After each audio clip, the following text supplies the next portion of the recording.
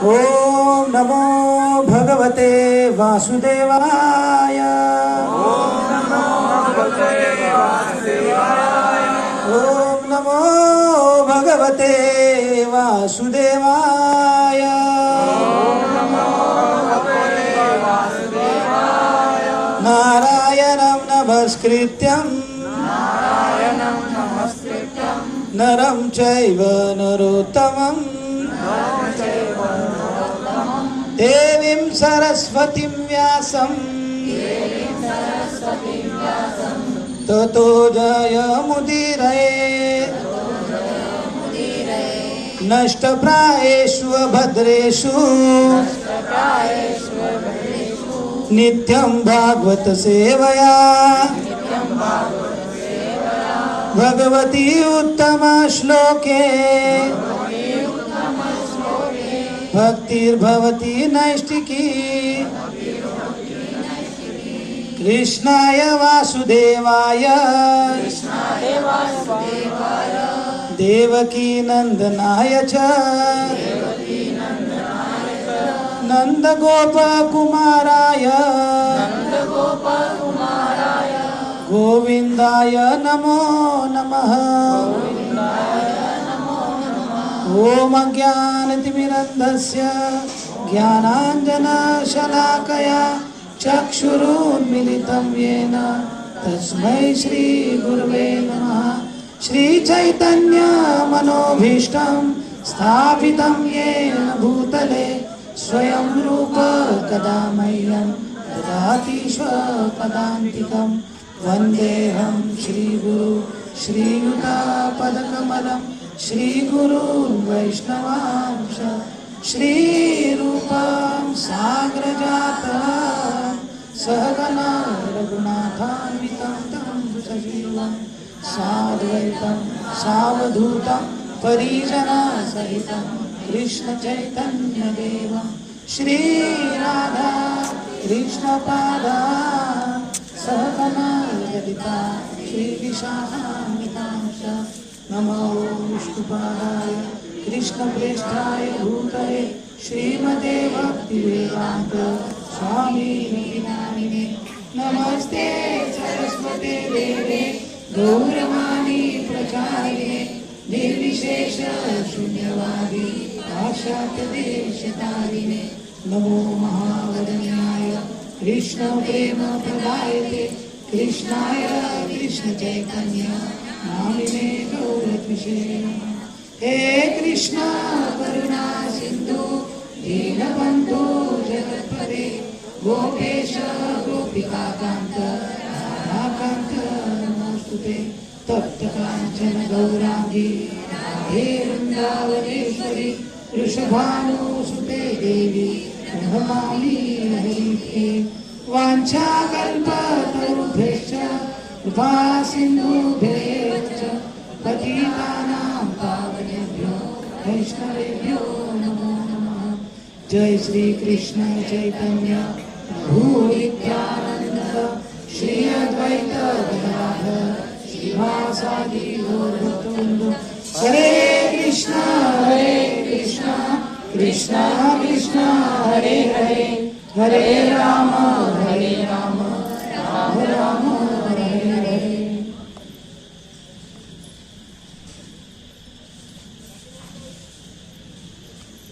हरे कृष्णा हरे कृष्ण।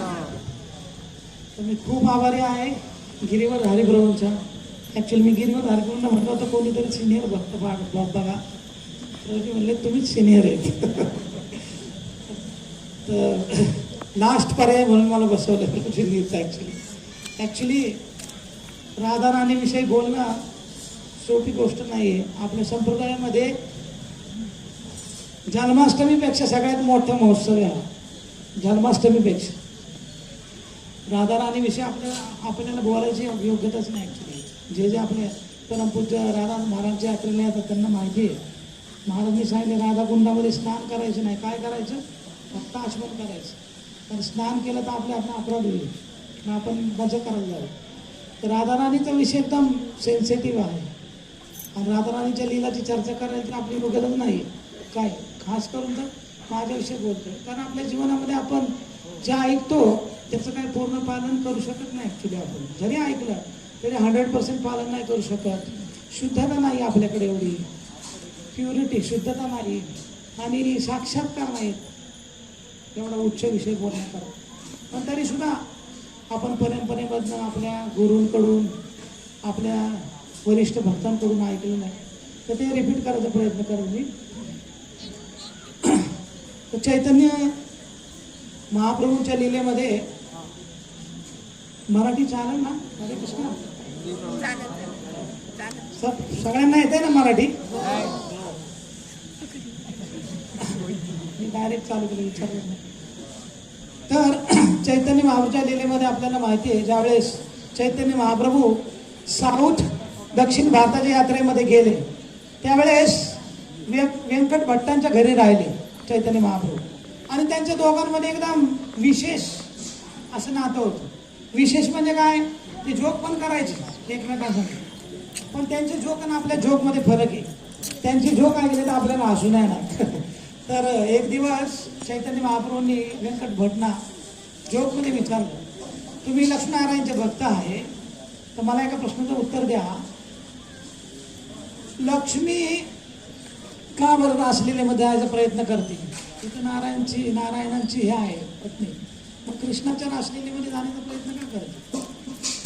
व्यंकट भटांनी उत्तर दिली चैतन्य महाप्रभूंना. पण आता चैतन्य महाप्रभू भगवंत आहे, त्यांचे सगळे उत्तर चैतन्य महाप्रभूंनी काय केली, सगळा प्रतिवाद खोडून टाकला त्यांनी. त्यानंतर मग आणखीन एक म्हणत चैतन्य महाप्रभू म्हणतात की श्रुती पाय लक्ष्मी इथे की कारण, की श्रुती ज्या आहेत, ज्या पर्सॉनिफिकेशन, तर त्यांना सुद्धा रासलीलेमध्ये प्रवेश आहे आणि लक्ष्मीला का नाही. पण श्रुती जेव्हा गेल्या तेव्हा त्यांना रासलीलेमध्ये प्रवेश मिळाला, पण लक्ष्मी गेली तर बाहेर हाऊसफुलचा बोर्ड लावला, हाऊसफुल. तर मग व्यंकट भटला विचारतात चैतन्य बाबा असं का, तर बराच वाद प्रतिवाद करतात. त्यानंतर व्यंकट भट काय म्हणतात की बाबा मला जेवढं माहिती होतं, इह प्रवेशिते तारे मोरमत, की मला जेवढं माहिती होतं मी तुम्हाला उत्तरं दिली, पण ह्याच्यापुढं मी काय बोलू शकत नाही, काहीच बोलू शकत नाही, ह्याच्यापुढं मला काही माहीत पण नाही. तर मग त्यानंतर जे व्यंकट भट आहेत, ते व्यंकट भट चैतन्य महाप्रभूंना सांगतात की का मी राधाकृष्णाची जी लीला आहे किंवा हे जे तुम्ही म्हणता लक्ष्मी प्रवेश करू शकत नाही, तर मी का समजू शकत नाही. तर तीन ज्या आपल्या काय म्हणतात फॉल्ट किंवा आपण आपल्यातल्या कमतरता, त्या कमतरता त्या व्यंकट भट सांगतात. व्यंकट भट काय सांगतात, आम्ही जीव क्षुद्र बुद्धी सहज अस्थिर, ईश्वरेला लीला कोटी समुद्र गंभीर. काय म्हणतात व्यंकट भट, आम्ही जीव क्षुद्र बुद्धी सहज अस्थिर, ईश्वरेला लीला कोटी समुद्र गंभीर.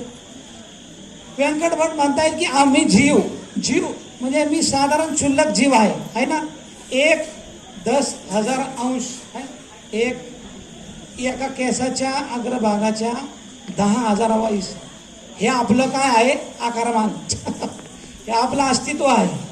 तर मी क्षुद्र जीव. आता इथं कोण आहे का विष्णू तत्व शिव तत्व बसले का कोणी, इथं असं आहे? आपण जीव तत्व आहे आणि एकदम क्षुद्र, काय आपलं अस्तित्वच नाही. तर व्यंकट भट सांगतायत की मी काय एक जीव आहे, साधारण जीव. आणि दुसरं सांगतायत की क्षुद्र बुद्धी म्हणजे लिमिटेड इंटेलिजन्स. माझी बुद्धी जी काय आहे मर्यादित आहे, मर्यादित बुद्धी आहे माझी. आणि पुढं सांगतायत सहज अस्थिर म्हणजे इझिली एजिटेड, अगदी सहज विचलित होऊन जातो, अगदी सहज. थोडं जरी काय प्रलोभन आलं तर सहज विचलित होऊन जातो. म्हणजे काय, तीन कमतरता आहेत आपल्या सगळ्यांकडं. आपण एक तर जीव आहे क्षुद्र, आणि नंतर दुसरं की क्षुद्र बुद्धी आपली लिमिटेड इंटेलिजन्स आहे, आणि तिसरं सहज, एकदम सहज आपण ॲजिटेड होतो, विचलित होऊन जातो. तर नारे प्रवेशिते मोरमन, म्हणून माझं मन हे राधाकृष्णाच्या लीलेला समजू शकत नाही, माझी योग्यता नाहीये राधाकृष्ण लीला समजायची, असं व्यंकट भट चैतन्य महाप्रभूंना सांगतायत. की काय, मी एक तर क्षुद्र जीव, एकदम तुच्छ जीव. दुसरं माझी बुद्धी जी आहे मर्यादित आहे, आणि तिसरं अगदी सहज विचलित होऊन जातो मी, एकदम सहज. थोडं काय संकट आलं की मंदिरात जायचं बंद, आहे की नाही. थोडा अपमान झाला, थोडं काय त्रास झाला की बंद, हे सगळं बोलणं बंद. अशा प्रकारे आपण सहज विचलित होऊन जातो. तर बघा क्षुद्र जीव, क्षुद्र जीव म्हणजे बघा कळते का बघा, इंग्लिशमध्ये मस्त सांगितलंय. I am insignificant soul, I know not what is the goal, in ignorance I always roll, that is why life is greatest झोल. एकदम तुच्छ जीव आहे आपण, एकदम तुच्छ जीव आहे. आपल्याला माहित ना आपल्या जीवनाचा उद्देश काय आहे. जरी सांगितलं तरी डोक्यात प्रकाश पडत नाही, आहे की नाही. पडतो का? नाही पडत आपल्या डोक्यात. आपली गाडी जायची तर बाहेरच जाते ट्रॅक सोडून. अशा प्रकारे आपल्याला गोल पण माहीत नाही. आणि काय इग्नोरन्स, नेहमी आपण अज्ञानात असतो, पूर्ण अज्ञानामध्ये असतो. ठीक आहे, मी विचारलं होतं ऍक्च्युली, हिंदीमध्ये करण्याची ऑर्डर आली, हिंदीमध्ये. तो देखिए, एक तो हम क्षुद्र जीव है, हमको हमारे जीवन का उद्देश्य पता नहीं. अगर इस्कॉन में आके पता भी चल गया तो भी हमारा गाड़ी साइड ट्रैक ही जाता है ना. ट्रैक पे जाता नहीं, बार बार ट्रैक पे लाना पड़ता है. इसलिए मंदिर में आना चाहिए बार बार. मंदिर में नहीं आएंगे तो साइड ट्रैक से ही जाएंगे, साइड से जाते जाते अलग किधर यार्ड में घुस जाएंगे हम, गाड़ी रुक जाएगी हमारी. तो इस तरह से हम बहुत क्षुद्र जीव है, इतने क्षुद्र है. इसलिए हमारा जीवन क्या है, झोल है, पूरा पूरा झोल, हमको पता नहीं है क्या चल रहा है. तो इस तरह से वेंकट भट्ट कह रहे हैं कि मैं एक क्षुद्र जीव हूँ, इसलिए मैं राधा कृष्ण की लीला समझ नहीं सकता. दूसरा बोल रहे हैं वो कि क्षुद्र बुद्धि, मेरी बुद्धि एकदम क्षुद्र है, लिमिटेड है, मर्यादित है. कितना कितना ध्यान धारण, जितना हम इस्कॉन में आने के बाद इतना सुनते हैं लेकिन ध्यान में रहता है हमारे. हम देखो कितना बड़ा नोट्स निकल के आया हूँ मैं. कुछ नहीं, मर्यादित, मर्यादित बोलना भी ये वो भी मर्यादित है, उससे भी कम है एक्चुअली हम. और राधा कृष्ण का लीला कहाँ समझेंगे हम, राधा रानी बहुत दूर है. देखो सबसे पहले तो कृष्ण को समझ पाना बहुत मुश्किल है कि नहीं. बहुत लोग सवाल करते, अरे कृष्ण ने रासलीला क्यों किया, गोवर्धन पर्वत उठाया, ये कर्ण को ऐसा पॉलिटिक्स करके क्यों मारा. हजारों कृष्ण लीला में इतने सवाल है, लोगों के इतने डाउट है, तो कृष्ण को समझ नहीं सकते हम. राधा रानी तो बहुत बहुत दूर है, बहुत दूर है. छोड़ दो कृष्ण की लीला, छोड़ दो. हम माया की लीला भी नहीं समझते. कृष्ण लीला दूर है, माया की लीला, ये दुनिया में जो चल रहा है वो भी नहीं समझ सकते हम, है ना. कि हम ये भौतिक जगत में अटके हुए हैं. हम भगवान के अंश है, हमको भक्ति करना चाहिए. कितनी बार हमको कहा जाता है कि यार हम दुख में है, लेकिन इतना कन्विंस नहीं होता आदमी कि मैं दुख में नहीं हूँ. आप लोग कुछ तो गड़बड़ बोल रहे हैं ना. तो कभी कभी ज़्यादा पैसा होगा ना, अमीर लोगों को ज़्यादा समझ में नहीं आता है जल्दी, और गरीब को भी नहीं आता है कभी कभी समझ में. तो कृपा की बात है एक्चुअली. तो ये माया की लीला, कृष्ण लीला दूर, माया की लीला भी समझ नहीं सकते हम. माया की लीला भी छोड़ दो, माया की लीला भी आध्यात्मिक में आते. ये जो भौतिक जगत है, ये स्कूल और कॉलेज का शिक्षण जो पढ़ाई करते हैं हम, वो भी समझ में कहाँ आती है, वो समझ में कहाँ आती है हमको. एक भक्त उदाहरण दे रहे थे, इम्तिहान चल रहा था कॉलेज में और वो सुपरवाइजर घूम रहा था क्लासरूम में. तो एक बच्चे ने बोला, ये बाजी हक की बाजी है, ये बाजी हम जीतेंगे. हर जेब से पर्चा निकलेगा, कितने पर्चे फाड़ोगे. तो इस तरह से स्कूल का कॉलेज पढ़ाई पास करने के लिए भी कि पर्चे रखने पड़ते हैं लोगों को, है ना. तो कहाँ राधा कृष्ण का लीला और कहाँ राधा रानी, कहाँ समझेगा. बहुत बहुत दूर दूर की बात है. ये है हमारी क्षुद्र बुद्धि. इसलिए वेंकट भट्ट क्या कह रहे हैं, मैं बहुत लिमिटेड इंटेलिजेंस है मेरा, बहुत मर्यादित बुद्धि है, मैं समझ नहीं सकता. और आगे कहते हैं सहज अस्थिर, मतलब तुरंत का, ये भागवतम कहता है ना, उपद्रुता.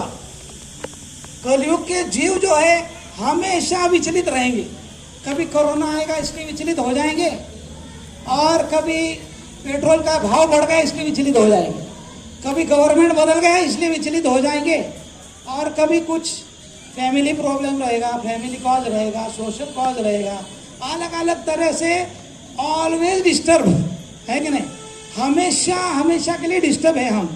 तो इस तरह से, और जो इमोशनली तो 24 आवर इमोशनली हम क्या है, विचलित ही है। तो इसलिए वेंकट भट्ट कह रहे हैं कि आम्ही जीव क्षुद्र बुद्धि सहज अस्थिर ईश्वरेर कोटि लीला, ईश्वरेर लीला कोटि समुद्र गंभीर। अभी देखिए, अगर समुद्र जाके देखेंगे हम तो समुद्र कितना गहरा होता है, बहुत गहरा होता है। तो भगवान की लीला कितनी गहरी है, एक समुद्र नहीं बोला उन्होंने, कोटि समुद्र मिलके कितनी गहराई बढ़ जाएगी, कल्पना करो, कल्पना भी नहीं कर सकता। तो इतनी गहरी है भगवान राधा कृष्ण की जो लीला है वो इतनी गहरी है, और राधा तत्व तो इससे भी ज्यादा गहरा है। इसलिए वो वेंकट भट्ट बोल रहे हैं। अभी वेंकट भट्ट कोई साधारण आदमी नहीं है, उनको साक्षात चैतन्य महाप्रभु का संग मिला, मतलब वो बहुत बड़े भक्त है। और वो बोल रहे हैं कि मैं राधा रानी को समझ नहीं सकता, मैं राधा कृष्ण की लीला को समझ नहीं सकता, हम तो कुछ है ही नहीं उसके आगे, हम बात भी नहीं कर सकते, है कि नहीं। तो इसलिए राधा रानी के विषय में बोलना सुनना बहुत बड़ी बात है। हम ऐसे ही सुनते हैं, लीला वो लीला, और कभी कभी यूट्यूब पे गाने भी सुनते हैं ना, तो इससे हम राधा रानी को सस्ता लेने लगते हैं। ऐसा नहीं है, राधा रानी का बहुत ऊंचा स्थान है। हमारे आचार्यों ने बहुत कुछ प्रिकॉशन लिख के रखा है, इसलिए बहुत सोच समझ के राधा रानी के बारे में सुनना चाहिए, बोलना चाहिए, एकदम अधिकृत व्यक्ति से सुनना चाहिए। तो देखिए, जीवन में अगर हमारे जीवन में यहाँ तक के देखिए ब्रिटिश लोग भी यहाँ आए थे, ब्रिटिश लोग यहाँ आके हमारे वो मैक्स मिलर आया था, उसका क्या पूरा ज्ञान लेके, और वो खुद के बाइबल भी पढ़ते हैं ना वो लोग बाइबल में, तो बाइबल में हमेशा ही लिखा है, ही भगवान के लिए ही, तो उनका बुद्धि उसको स्वीकार नहीं करता है। ही क्यों लिखा है, अभी ही लिखा तो सी कहाँ गया फिर, अगर सी लिखा तो ही लिखना पड़ेगा, अभी ही भी सी नहीं चाहिए तो भी क्या ही लिखेंगे, नहीं ना। तो एक्सेप्ट वो लोग, उनका मन है ना वो स्वीकार नहीं करता है कि भगवान स्त्री हो सकते, स्वीकार नहीं करते, और केवल पुरुष है वो भी स्वीकार नहीं करते, वो भी बाइबल के बारे में कंफ्यूज है। और ऐसे लोग हमारे भारत में आके हमारे शास्त्र को पढ़ा उन्होंने, और शास्त्र में पढ़ा, हमारा भागवतम का रास पंचाध्याय भी पढ़ने के बाद क्या पढ़ा, रासलीला पढ़ने के बाद क्या समझ में आएगा उनको। कम से कम भारत में जन्मे हैं, हमको राधा कृष्ण के बारे में थोड़ा बहुत सुना है, इन लोगों को तो उच्चारण भी नहीं आता है कृष्ण का, और ये लोगों ने आके पढ़ा तो उनको बाइबल में क्या कहा है, स्वर्ग नरक के बारे में कहा है। तो उनका समझ के कंक्लूजन क्या है शास्त्र पढ़ने के बाद उनका, कि ये वैष्णव लोग सारे नरक में जाएंगे। क्यों, ये क्या बोल रहे हैं, एक स्त्री और पुरुष का पास टाइम पर पर्सनल बात के बारे में ये करते हैं, और इसको पूछते हैं कि सारे के सारे नरक में जाएंगे। ये क्या है उनका कंक्लूजन, निष्कर्ष है अपने शास्त्र पढ़ने के बाद। इसलिए वेंकट भट्ट बोल रहे क्षुद्र बुद्धि मर्यादित इंटेलिजेंस, कोई भी आने दो, उसका इंटेलिजेंस जो है मर्यादित है। यहाँ तक के देखो भक्ति विनोद ठाकुर, हमारे परंपरा जो है हमारी वैष्णव गौड़ीय वैष्णव परंपरा, यहाँ के एक संस्थापक आचार्य है, उन्होंने प्रचार कैसे करने का उसका ब्लूप्रिंट दिया है। ऐसे जो कमल मंजिल है आध्यात्मिक जगत में, वो क्या कहते, जब मैं रास पंचायत भगवान की रासलीला सुनता हूँ ना तो मैं कंफ्यूज हो जाता हूँ। भक्ति विनोद ठाकुर बोल रहे हैं कि मैं कंफ्यूज हो जाता हूँ, तो हम बोल सकते क्या उसके बारे में, सोच सकते, हमारा कुछ कीमत नहीं है। भक्ति विनोद ठाकुर शुद्ध भक्त है, आध्यात्मिक जगत के नित्य निवासी है, कमल मंजिरी, और वो क्या कह रहे हैं कि मैं कंफ्यूज हो जाता हूँ। मैंने क्या ज्यादा से ज्यादा सुना है, कृष्णराज कविराज गोस्वामी का चैतन्य चरितामृत सुना है मैंने, और वो मैं समझ सकता हूँ, लेकिन रासलीला सुनने के बाद मैं भी कंफ्यूज हो जाता हूँ। इसलिए देखिए, अगर हम जबरदस्ती आर्टिफिशियली अगर राधा कृष्ण की लीला में प्रवेश करने का प्रयास करेंगे ना, तो हमारे हृदय के अंदर बहुत सारे इच्छा है, वो कैसे शार्क जैसी, शार्क भयानक, वो हमारे भक्ति को क्या करेगी, क्या बोलते डिवॉर, हाँ निगल जाएंगी, हमारा सब भक्ति निगल जाएंगे। इसलिए राधा कृष्ण के बारे में चर्चा करना बहुत समझ के, हमारा योग्यता नहीं, ये चर्चा क्या कर रहे हैं। सबसे पहले हमको समझना चाहिए कि राधा रानी के बारे में बात सुनने से पहले हमको योग्यता चाहिए, और हमारी क्वालिफिकेशन है नहीं एक्चुअली। तो इसलिए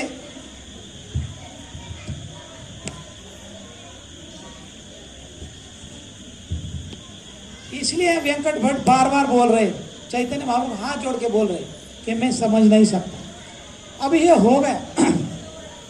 देखिए श्रील प्रभुपाद, वो 1969 की बात है, बोस्टन प्रभुपाद उनके साथ थे जयदेव स्वामी महाराज, हयग्रीव प्रभु और सत्स्वरूप दास गोस्वामी महाराज, ये सब बीटीसी का टीम था उस समय, और कीर्तनानंद स्वामी महाराज भी थे।